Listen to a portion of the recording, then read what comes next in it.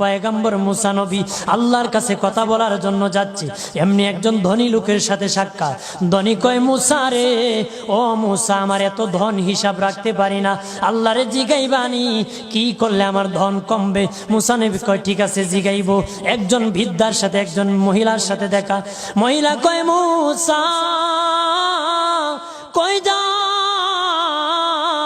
কই যাও রে মুসা? মুসা নবী কয়, তোর পাহাড়ে যাব, আল্লাহর সাথে কথা বল।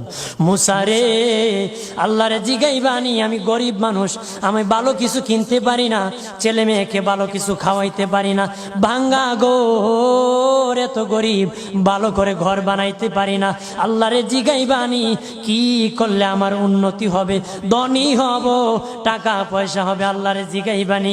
আল্লাহ মুসা নবী কয়, ঠিক আছে, আল্লাহরে জিগাইব, তুমি কেমনে ধনী হইবা? আল্লাহ নবী মুসা নবী তিন রাস্তার মোড়ে যা দেখে একটা লোক বসে আছে, তার দুই হাত নাই, দুই পা নাই, দুই হাত নাই, দুই পা নাই।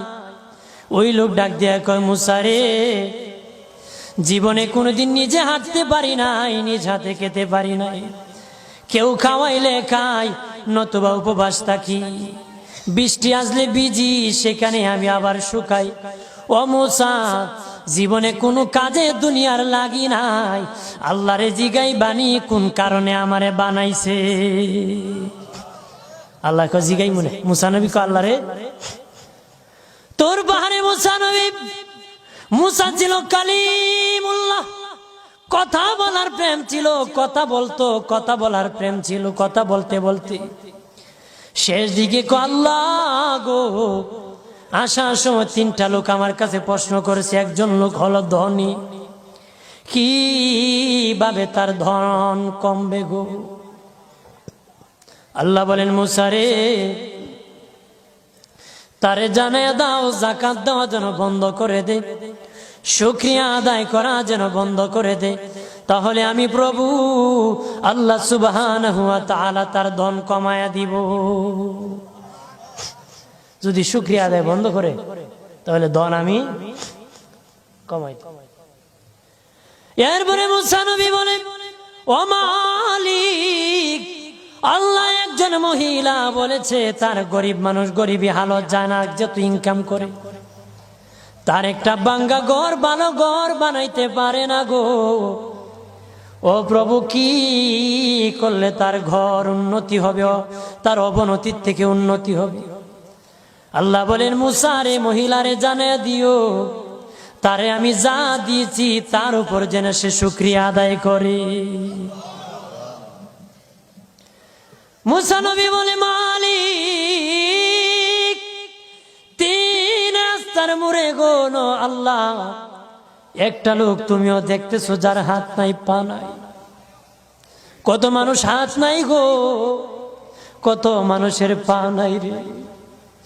আল্লাহ কত সুন্দর হাত পা দিয়েছে, কত সুন্দর জবান দিছে, শ্বাস দিতেছে আর নিতেছে। আইসিইউ লাইফ সাপোর্টে যদি একদিন তাকে 50-60 হাজার টাকা লাগে রে। 80 বছর, 100 বছর, 40 বছর, 25 বছর আল্লাহ হায়াত দিল রে। বলো রে শাস্তাগঞ্জের সুন্নি জনতা, আল্লাহরে জীবনে কয় টাকা তোমরা দিছো? কয় টাকা আল্লাহরে দিছো? এদের শ্বাস দিল, অক্সিজেন দিল আর নিল। অক্সিজেন যদি বন্ধ হয়ে যায়, প্রাণ বাঁচবে না রে।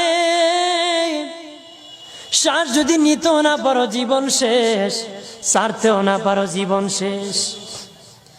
অক্সিজেন আল্লাহ দিল, বিনা টাকায় দিল, বিনা পয়সায় দিল, আল্লাহর শুকরিয়া আদায় করতে হবে। আল্লাহ কয়, মুসা, যেই লোক হাত পাও দেই নাই, তারে আমি বানাইছি জাহান্নামের একটা ছিদ্রি আছে, এই ছিদ্রিটা ভরার জন্য, এই ছিদ্রি খানাটা বন্ধ করার জন্য আমি এই মুসায় এই লোকটাকে আমি বানাইছি। সুবহানাল্লাহ বলেন না? মানুষের সম্মান বেশি, মানুষের ইজ্জত বেশি, সৌন্দর্য মানুষের বেশি। আবু বকর সিদ্দিক রাদিয়াল্লাহু তাআলা আনহু মসজিদ নববীতে নবীর পাশে নামাজ পড়ার জন্য যাচ্ছেন গো বাবাজি। ওনার সামনে বৃদ্ধা একজন ইহুদি পড়েছে, বৃদ্ধ মানুষ কুটকুট করে হাঁটতেছে লাঠি বর করে। উনি দেখলেন যদি এই বিদ্যার পিছনে হাঁটেন, মসজিদ নববীতে নবীর পিছনে জামাত নামাজ পাবেন না। আর যদি ধাক্কা দিয়ে চলে যান, মুরব্বির সাথে বেয়াদবি হবে। আবু বকর সিদ্দিক রাদিয়াল্লাহু তাআলা আনহু আদব দেখাইয়া মুরব্বির পিছনে আস্তে আস্তে আস্তে আস্তে হাঁটতেছে। মানুষের সম্মান করলে আল্লাহ কত খুশি হয়, আর মানুষকে যে আল্লাহ সুন্দর করে বানায়। আল্লাহ নবী মসজিদ নববীতে সে রুকুর মধ্যে চলে গেছেন, রুকুর মধ্যে চলে গেছেন, রুকুতে কের মধ্যে চলে গেছে, জোরে বলেন, রুকুর মধ্যে চলে গেছেন আল্লাহর নবী। আমার আল্লাহ জিবরিল আমিন পাঠাইয়া নবীকে সংবাদ জানায় দিলেন, ও নবী, আপনার আবু বকর সিদ্দিক আমার এক সৃষ্টি বিদ্যাকে সম্মান দেখাইতে আসতে দেরি হতেছে, আর সে আস্তে আস্তে আপনি রুকুর থেকে উঠে গেলে 1 রাকাত নামাজ পাবে না। নবী গো, রুকুর মধ্যে আপনি পড়ে থাকেন, আবু বকর সিদ্দিক যখন আগমন করবে তখন রুকু থেকে সোজা হয়ে দাঁড়াবেন। জোরে বলে, আমার আল্লাহ বলেন, আবু বকর সিদ্দিক আমার সৃষ্টি ইহুদি হোক সম্মান দেখাইছি, ইজ্জত করেছে রে, আমি আল্লাহ আবু বকরকে সম্মান দেখাতে জামাতটা তার জন্য রেডি রেখে দিয়েছি। আব্দুল্লাহ ইবনে আব্বাস নবীজির রওজা দেখে বলেন, পৃথিবীর মানুষ শুনে নাও, এই রওজাওয়ালার জবান থেকে আমি শুনেছি রে, এই রওজাওয়ালার জবান থেকে আমি শুনেছি, রওজাওয়ালার জবান থেকে শুনেছি। নবী বলেছেন, কোন বৃদ্ধ মানুষ যদি একটা গাঁটি নিয়ে দেয়, কেউ এগিয়ে দেয়, লাঠি পরে যদি উঠাইয়া দেয়, বৃদ্ধ মানুষ হাঁটতে পারে না, ধরিয়া ধরিয়া বাড়ি পর্যন্ত পৌঁছায় দেয়।